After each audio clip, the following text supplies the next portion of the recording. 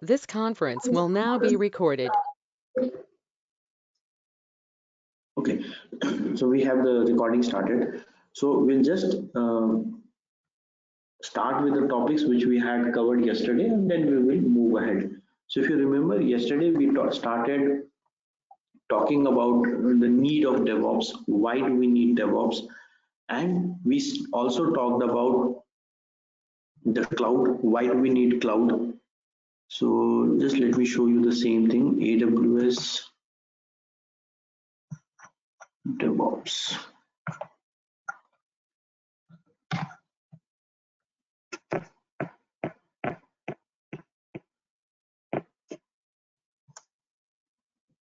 AWS DevOps.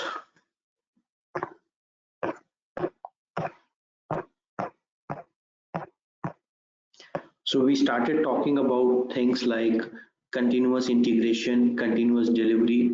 So I told you what is continuous integration, what is continuous delivery, and so here you need to talk about all these things.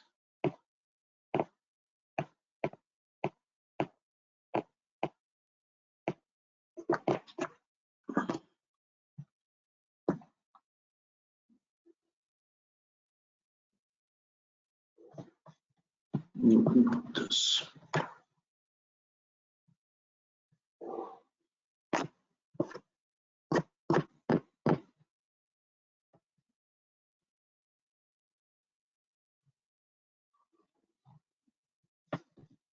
This. Okay, let's start from here in that case. Okay, so yesterday the first topic which we discussed was what is DevOps, why do we need DevOps, and then when we were talking about DevOps, we spoke about automation, we spoke about collaboration, we talked about cultural change, we talked about the speed or the velocity at which the things or the software has to be deployed.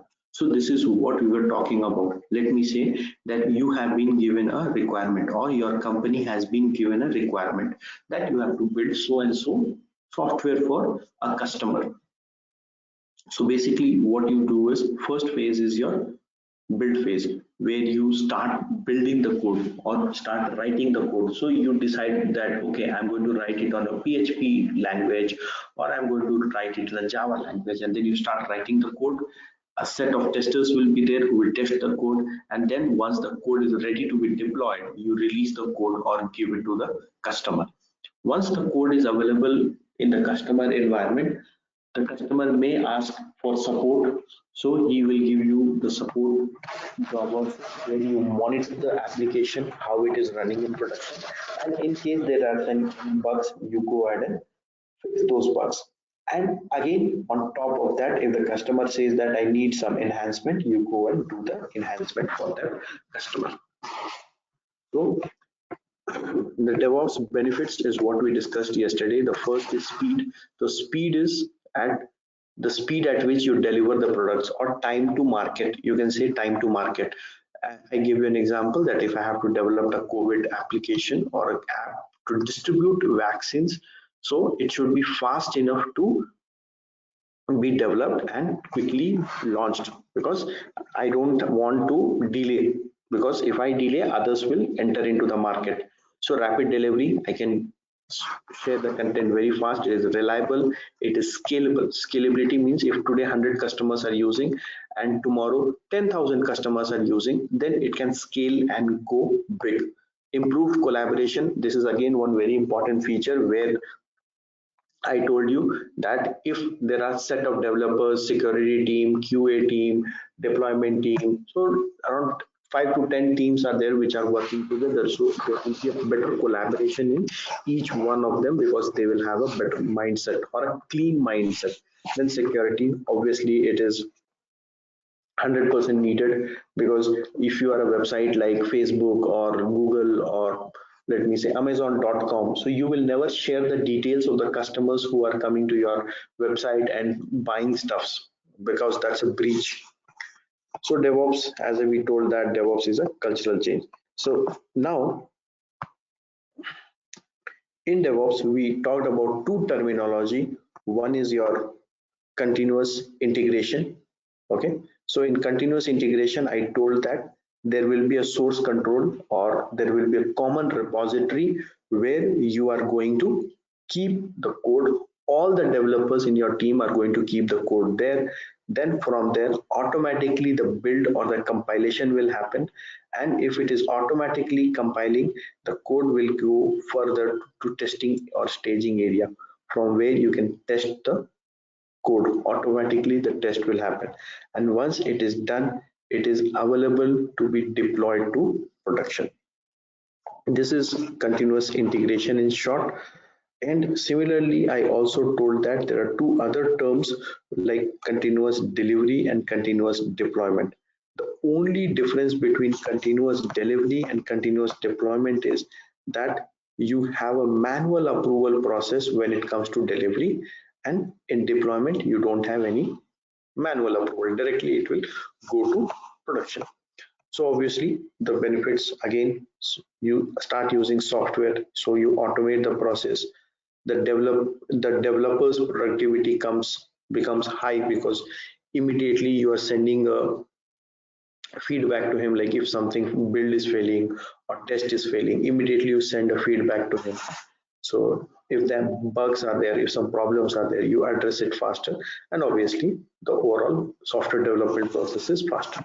So you can go through this website. Simply it is aws.amazon.com DevOps, and then you can start reading about all these things if you are very much interested in reading all these documents. So it will give you a very good idea of what cloud is, what DevOps is, what is CI, what is CD, what is the need of doing all these things. Okay, so yesterday's class I have covered all these things. Now moving forward, the first thing is that, let me say I want to learn AWS, or let me say that I want to learn the DevOps. So the first prerequisite or first requirement which is there is I should have an account on a cloud environment.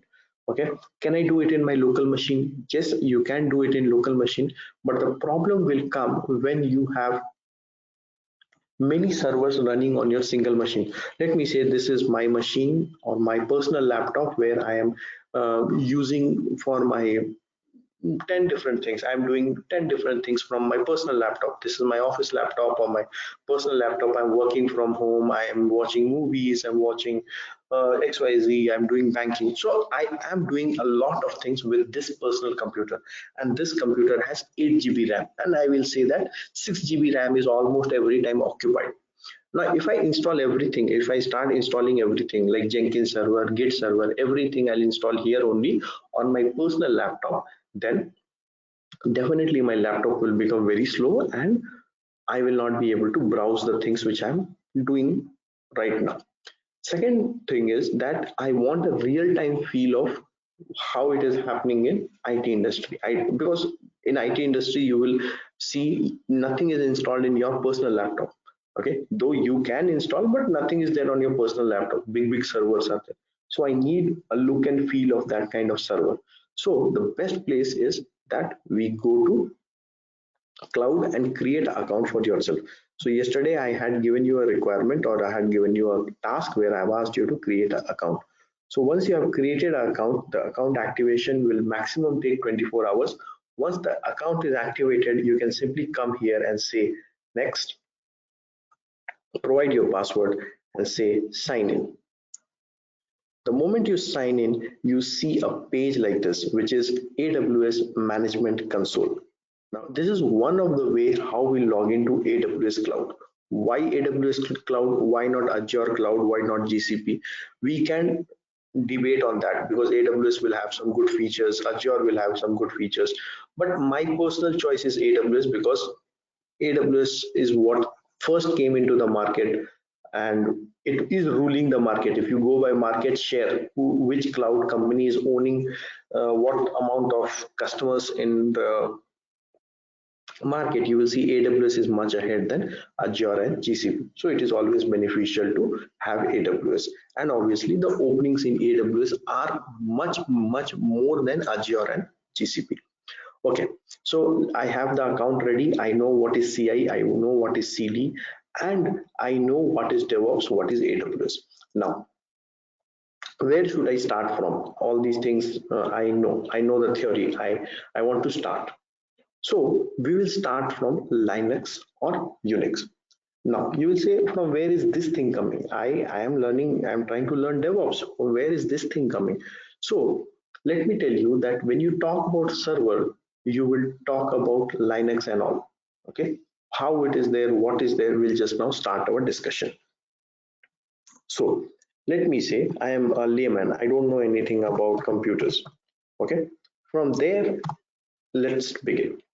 So if I'm a layman and I don't know anything about computers, definitely the first thing which anybody will teach me is software and hardware.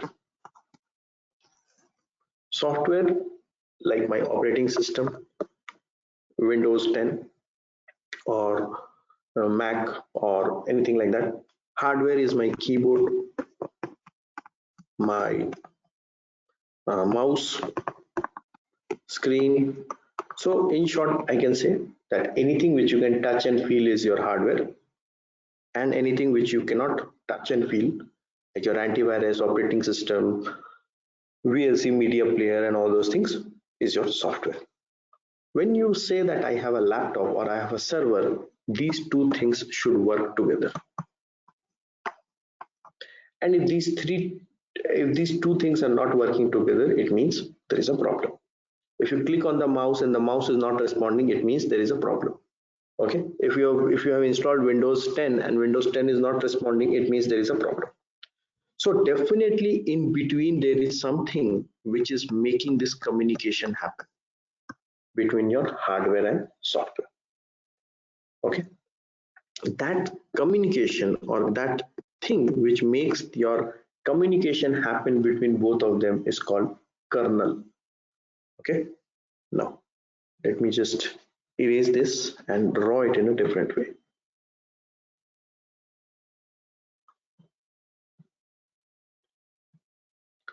So this is my hardware, and on top of that, on top of my hardware, I install the software. And between these two, to make the communication happen between the software and hardware, I will have something called kernel. So this is kernel. Now, why is this kernel important? Obviously, because it is making the communication between hardware and software possible. Okay. Now, what is this kernel consists of? So it is having some like, Hi. yes, yeah. Yeah. What is this kernel? This is a software or this is I'm discussing that only. Give me 1 second. Okay. So kernel, as you know, the functionality of the kernel is it will make my software and hardware interact with each other. So when you buy a computer, you might have heard about RAM. You might have heard about ROM. Okay, RAM is your 10 GB, 4 GB, 15 GB, 20 GB. The more RAM you have, the more speed you get. But there is something called ROM. ROM is random read-only memory. Okay. Now I'll give you one very good example. Like even if you shut down your system, you can see that the time is always correct only. The time, let me say I have shut down my system for 3 years. Still, when I open, the time will be correct. So for 3 years, there was something which was running and it was updating the time, right? Many such softwares, we can say software only, are already integrated in the ROM, or it are already present there in the ROM. So even if you are running your system, you're not running your system, or when you boot your system, boot means I have shut down my system for 3 years. Now suddenly I start my system. So start your system in computer term is known as booting. Booting.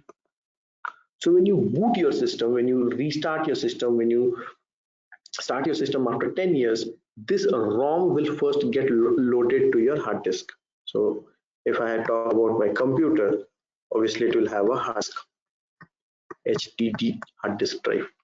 So this hard disk, somewhere in this hard disk, there will be a small ROM which will contain all the boot details.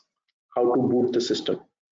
Once the booting starts, or the server is, or my laptop is starting, at that time it will realize, okay, I have few hardware connected, I have a keyboard connected, I have a mouse connected, I have a screen connected, and accordingly, when let me say you are using a laptop, suddenly you plug in a mouse, you will see here somewhere in the down installing software. So whatever corresponding software is there for that hardware will get installed, and it will get stored in the ROM. And when next time when you boot your system, it will start the hardware and software connectivity. So via this kernel, inside the kernel you have boot program. The boot program is stored in the ROM, and it will run, and it will integrate your hardware and software together. Doubt? Clear? Good? Bad? What is this? Any questions? Any doubt?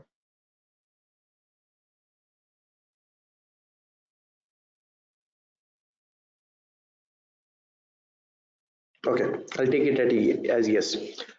I'll quickly revise whatever I told, and then we'll move ahead. So I told you will have something called hardware.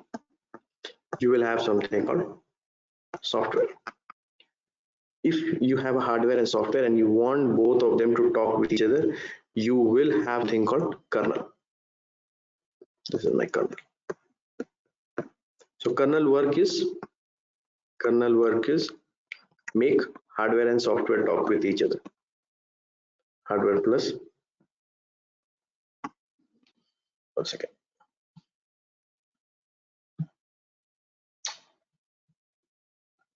Hardware plus software talk each other. Let me say this is English. There are two people. One knows only English. One knows only French.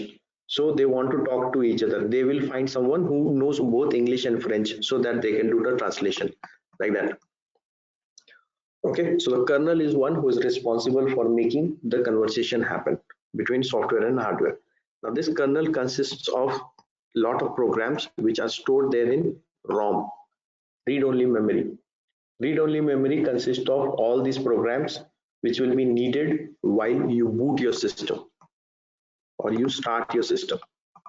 So while you boot your system, that time only it will recognize, okay, a mouse is connected, a keyboard is connected, and accordingly it will load all the programs and your hardware and software can talk with each other. Done. That part is done. Why am I talking about this thing? Because on top of this kernel, so many a times what happens that you start installing a software and start working with that. But there are few softwares which can work on this top of this kernel only. Okay, let me use a different color.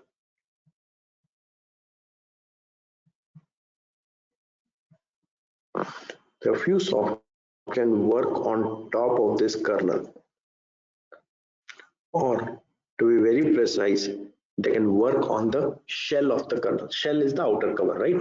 So there are few softwares which can work on top of this kernel. So that is why it is called as shell script.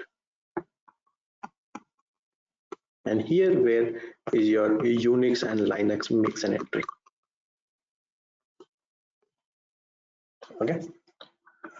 So first concept is this. The first concept is there is hardware, there is software, there is a Linux, and there is a kernel which is making the communication happen. And on top of that kernel, there is something called shell. Unix and all will work here only, here on this kernel. That is why we say Unix scripting is also known as shell scripting or bash scripting.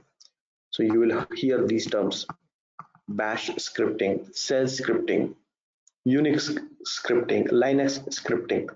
Everything is same only. So this is the first concept. Now, before jumping in, there is another concept which we will take. Now, you buy any laptop, you buy any mobile phone or anything, you will need one thing for sure, which is operating system. Okay, or the OS. Suppose you are using a mobile phone, you will need Android. Suppose you are using a personal computer, you will need a operating system like Windows, or suppose you are using Apple products, you will need an operating system like Mac. Okay, now, so you can divide this operating system like this. You have, for mobile phones, I will say you have Android. For your PCs, you have Windows. For Mac, you have, for Apple products, you have Mac. And you also have something called Unix and Linux. I will discuss about this later. Now, why these products, Android, Windows, Mac, are very popular? Because they have high graphics. So as I was telling, there is no need or there is no course for learning Android. Obviously, at least the usage of Android, there's no course. I don't know if any course is there. Somebody will teach you, okay, click like this, install the app like this, uninstall the app like this. I don't think there is any course. Maybe, but there's no such course. But people start using Android and they become a pro or a very good user of Android. Similarly, when it comes to Windows machines like Windows 10 or Windows 7 or XP, they start using the services, and with a click of button, they will understand all those things and then they can start using it. So they have high graphics, good UI, user interface, okay, and generally used for PC or personal uses. Generally used for PC or personal use. So this type of operating system like Android, Windows, Mac are made for small users or individual users. But when I talk about servers, do I need all these graphics? Do I need this UI? Do I need this personal usage thing? The answer is no. When I talk about servers, I am concentrating on only one thing, which is good speed. I need a high speed server. Response from the server should be very high, and I need security, means better security. It is not like Mac and all will not give you any security. Speed, security, and reliability. So I am more interested in these things. Reliability means it will not fail and all those things. So I'm more interested in these terms, your speed, security, and reliability rather than UI and friendliness with the user. So if I am interested in these three components, I have to go to Linux and Unix. So this is the second concept. Why people are using Linux and Unix when it comes to servers. Okay. One more thing which comes to my mind when I talk about Linux is free of cost. You don't have to pay anything for Linux. Nowadays, you Windows 10 and all are coming free of cost. But if you remember, Windows XP used to come with money. Obviously, you will use a pirated version. Nobody is stopping you from that. But if you want to buy a genuine version or genuine this thing, then you have to go to market, and from there you have to buy Windows XP original key, original license. Similarly, if I have to run 100 servers, I have to buy 100 operating systems. Let me say Windows operating system. I'm talking about somewhere around 2005, 2007. Okay, if one operating system cost is, let me say, $50, so I spend 50 into 100 for my operating system. So this is around $5,000. Okay, so I'm spending this much money on my operating system. But if I use Linux, I get it for free. I don't have to spend any money. Second, I told is speed. Third thing I told is reliability, and obviously the security part is there. Security. So these are the four things why we are using Unix or Linux and not other component. Now, I told you that Unix or Linux is free. Still, companies buy those servers or buy those operating systems. Why it happens? Yep. Just let me choose the color.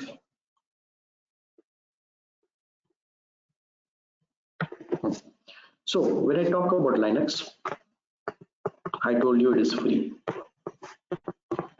but I'm again saying that companies are buying it. Now, who is selling it? Who is buying it? And if something is free, why people are buying it? Okay. So Linux is raw in the sense it is very much difficult to use. If you have simple Linux, you don't do anything. Simple Linux is hard or difficult to use. It is not at all user friendly. The commands are difficult. Okay, and you have to remember those commands. So when companies go and just take the raw version of Linux, they face a lot of difficulty. They need skilled people who know shell scripting, who know bash scripting. And let me tell you, till date, today also, you will not find very good Linux experts. There is a big scarcity of Linux experts in the market.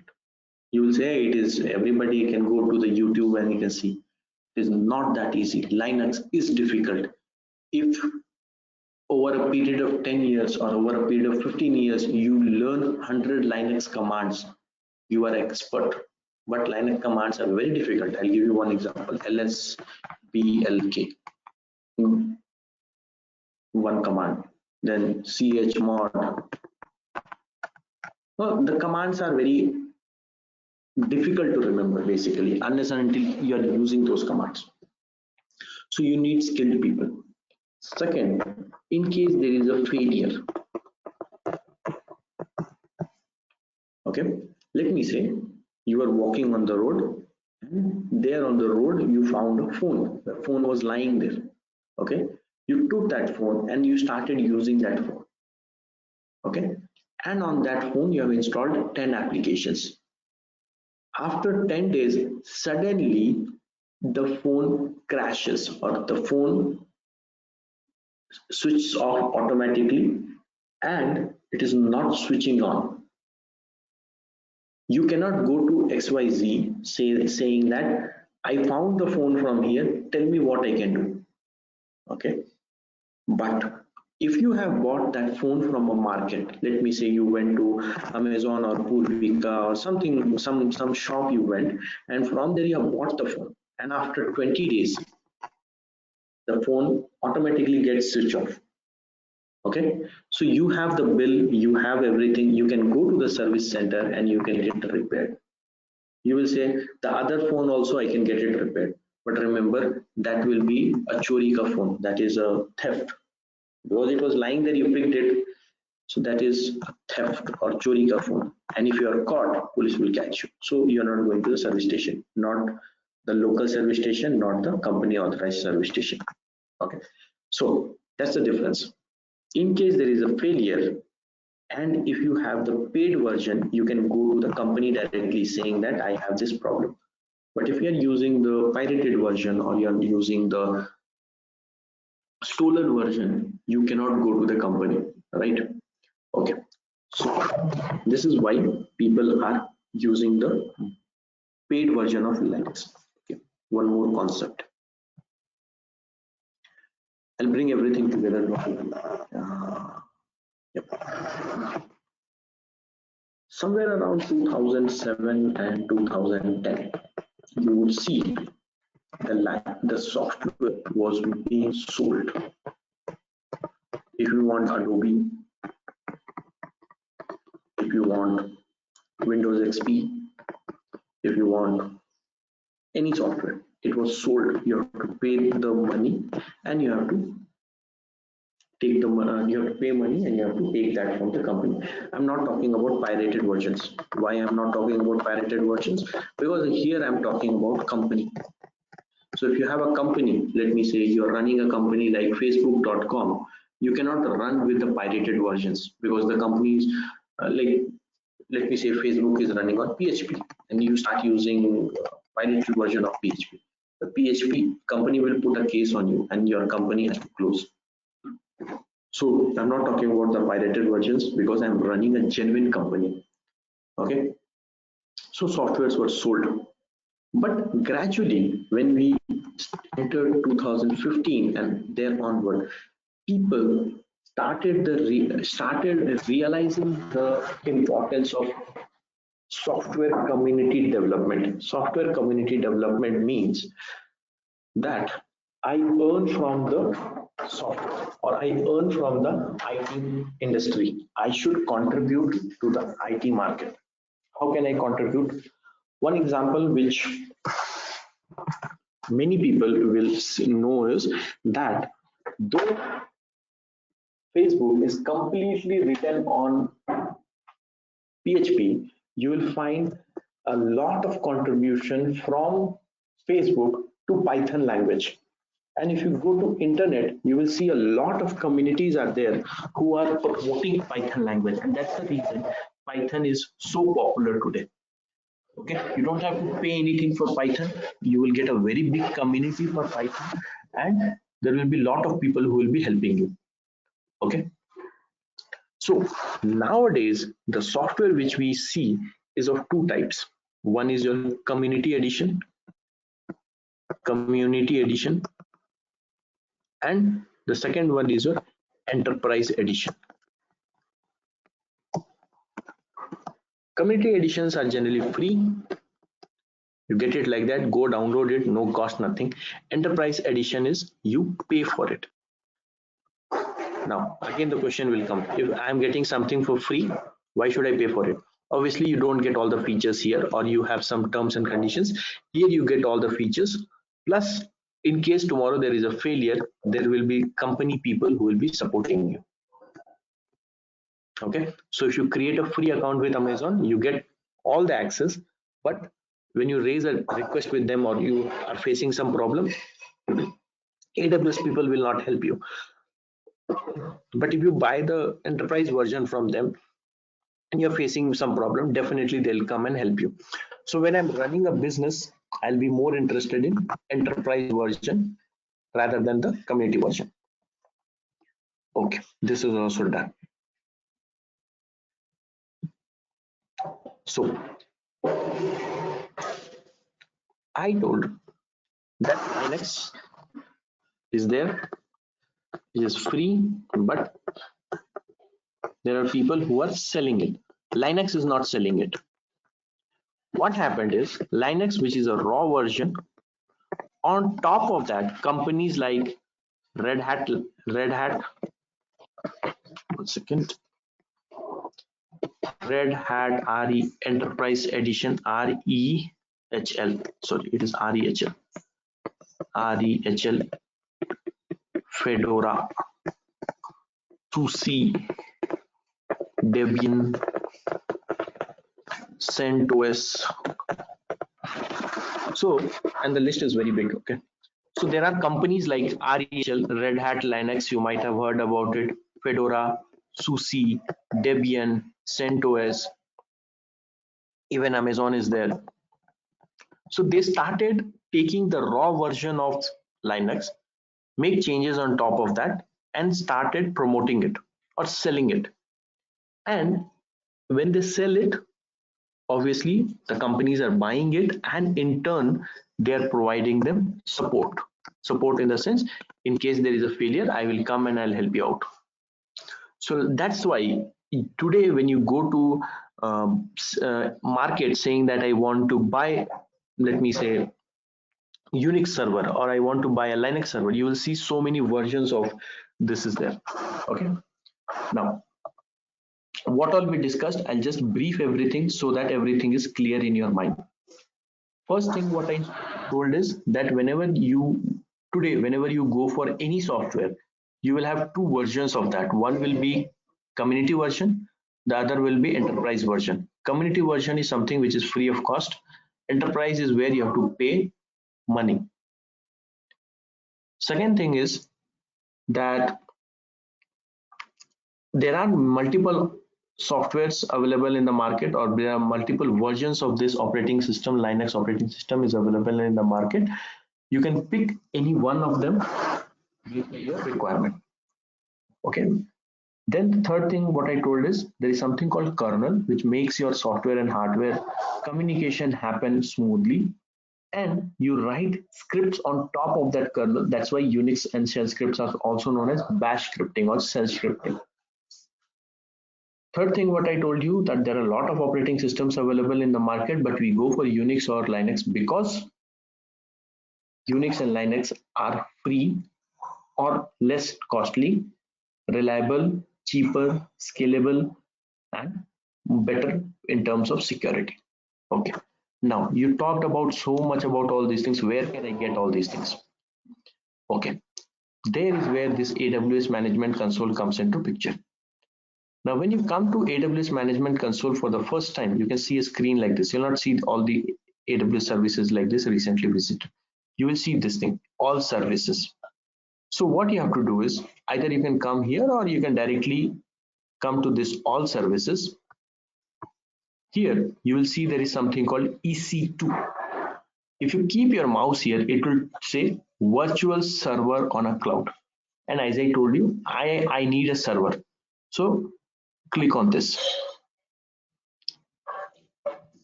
So the moment you click on this, this thing EC2, I will deal in detail, but as of now, my concentration is not on the EC2 part, rather my concentration is there on my server part. So I will come there. So I clicked on EC2 and then make sure you go for new EC2 experience, because Amazon keeps on changing its UI so that user become more and more used to it. So this is the old one. This is the old which is saying the current EC2 is getting dashboard is getting replaced by the new one. So you also start using the new one. So don't go for the old one. Click here and go for the new one, or the new EC2 experience is what you have to go. So this will look like this. One very important thing which you should see before you start entering or you get into AWS is the region. Which region? So this is whatever name you create, with that name it will come. But here you have to see the region. So what is this region and why it is playing an important role? So to understand that, let's come here to Google and say AWS dot infra cloud, AWS infra. Okay, before that I will tell you one more thing. Let me come to Google. Okay, in Google type anything like COVID testing center near me. Now if I type something, if you see here, there is something called latency. This is latency. This is the delay or the time in which you get the response. So this is known as delay. What is this? Notepad. So why is this delay? Because pen. This is you, the client, or your PC, laptop, whatever it is, and this is the server. So whenever you request, so I am talking to Google server, right? So whenever I want something from the Google server, I send a request to the server and I get a response back from there. So this to and fro journey, if it is very far, the server is very far, then the latency is more, or the time which this will take is more, but it is somewhere nearby, so I got only 0.063 seconds of latency. Okay, now this latency should be minimum so that I get a better experience. If it is very high, if I click on something and I get a response after 2 minutes, you will also get irritated. Hey, what is this? Dabba website not working. You will say like that. So to understand that, you have to come to this infrastructure.aws.com. So here AWS talks about its infrastructure or how cloud is working. So it is saying show how we do it. Now, if you see carefully, this is how the infrastructure of AWS looks like. So you are aware that in India, they have two data centers or two places where they have put their stuffs. One is in Mumbai, which is already running, and one they have put in Hyderabad. So they have just started the work, and then you have Chennai, you have Bangalore, and if you see here, they are connected altogether. Okay, and see in Pakistan nothing is there. It means almost nobody is using cloud there. In Sri Lanka nothing is there. It means very limited or no users of cloud there. But considering where people are there who are using cloud, see this Mumbai region many people are using, so they have cloud here. Hyderabad they have here, they have or Chennai. So if you see this map very carefully, okay, see in this Africa, in this big Africa, they have only one data center, Cape Town. But if you see this is Europe. See, in Europe, they have so many, almost all the places they have it.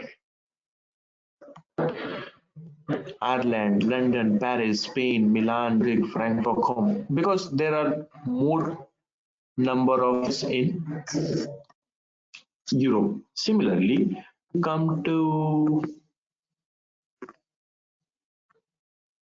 this is your US. Here you will see based on the places. So Ohio, North Virginia, and there are a lot of cloud users. Here in Oregon, North California, a lot of cloud users. So based on where the users are, they have put their data centers. Now, why am I showing you this? If you go to something called ping AWS region, you can check the latency, cloudping.info. These are the regions or these are the places where they have put their data centers. You can start HTTP ping, means if you request something, after how much time you will get a response. So if you connect to North Virginia, you will get a response after 289 milliseconds, 309 milliseconds from Ohio. Obviously, I am in Bangalore, so the latency from Mumbai will be least. I get a response at only 80 milliseconds, which is least. Sydney is far from here, so I get in 226. If you see, Sao Paulo is still far, so 408 milliseconds. So depending on this, you can decide which region you have to choose. Obviously, the one which is very close to you will give you the least latency. Okay. So based on that, you can make a choice. This is one way of making a choice. I personally, my personal choice is North Virginia. Why? Because this is the main headquarter of AWS, and whatever update they are going to put, they put some first here only. So I prefer using North Virginia. I don't do lot of production work here. All testing and all this work is there. So I don't. Even if I face latency, I am okay with that. But you can choose anything as per your requirement. Okay. You can do a cloud ping test, whichever is comfortable for you, take that and start using it. Okay, but stick to one region. Don't, like today I am in Mumbai, tomorrow I go to North Virginia. Don't do like that. Take one region and stick to that. So I am sticking to North Virginia. Done. I was talking about EC2 instance or EC2. So this is where I come here, Amazon EC2. Now, when you buy a new laptop, what is the first thing which you do? You secure it with a good username and password. So when you say that I'm going to buy or I'm going to host a server on cloud, the username is like your account, bank account ID. Everybody will know that. But the password is what is important, right? Similarly, here also, when you say that I'm going to put a server on cloud, everybody will know your username. I know that I have to secure the password. Where is the password? So for password, you have to come to this place, which is key pair. Click on this. key pair. Here if you see, it says create a key pair. Think this as a password, okay? Give a name, my new key pair. Give any name, okay? If you are using a Windows machine, choose ppk. If you are using a Mac operating system, an Apple machine, use pem. Create ppk. Done. This key will get downloaded to your machine. My new key dot ppk. Okay, already I have few, but this is the one which I have created just now. It's a key, it's a password. Done. First activity done. Then back to the dashboard again. Second activity, security group. This security group can be thought as a firewall, as an antivirus. Click on this. Here again you can say create a security group. Click here, create a security group. I'm going to create a security group. I'm going to give a name, my new security group. I can give a shortcut like this. If you want to give a description, you can give any description, that is up to you. My new security group, VPC, leave it as default. It is virtual private cloud. As of now, I have not told you anything, so let's leave it as default. In inbound rule, so if you scroll down, it says inbound rule, means who can come inside. So obviously, I would like to connect to this via SSH. I will talk about all these things in detail. Just digest these things right now. Later, I will tell you about these things in detail. SSH, port number 22. From where would you like to connect? I would like to connect from anywhere. What is this? SSH. That's it. I will not touch anything else here. Outbound, it's saying all traffic. Everybody can go outside. Going outside is not a problem. Coming inside is a what I am checking. And you say create security group.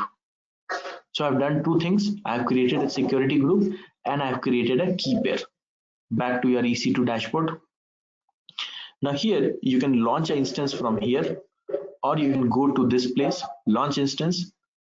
From here, you can say launch instance. Click on this. Now there will be some 9 steps here, seven steps here, and it will be like going to a market and saying that I need this, I need this, I need this. So the first option is you choose a AMI. So what is a AMI? So here it is telling you AMI is nothing but you want to choose an operating system.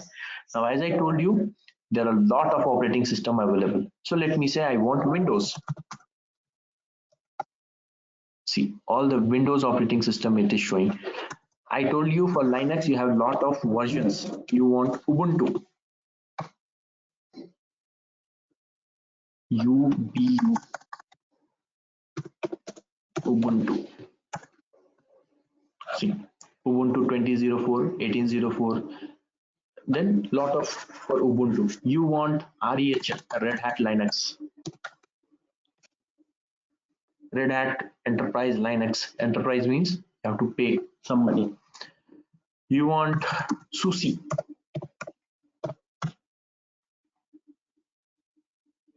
Come here. See, SUSE, SUSE. You want Debian.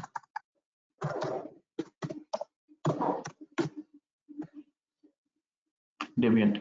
So different people have different choices. Okay, you can't say that this is the best or that is the best. But what Amazon has done is Amazon also has come up with its own Unix or Linux operating system. Amazon Linux 2. In our course, mostly we will be using this only. Okay, and next step, like how all these things will happen, I will teach you tomorrow onwards. So today's content was, we talked about Linux, shell scripting, Unix, what is that, all those things, how things are related, and how these different operating systems are there. So again, I will say, if you have not created an AWS account, please create an account for yourself. It may take 24 hours to get activated. Once your account is active, we will start from here tomorrow, and we will see how Linux and Unix is playing an important role in the entire DevOps curriculum. So I'll stop here today. Any doubt, any question, please go ahead.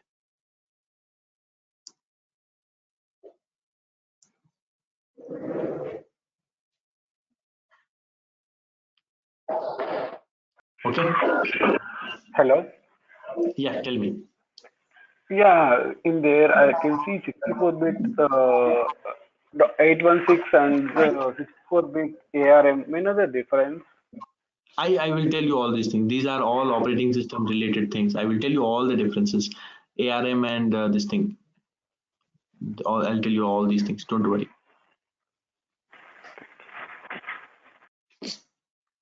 At least let us grab the basic things first.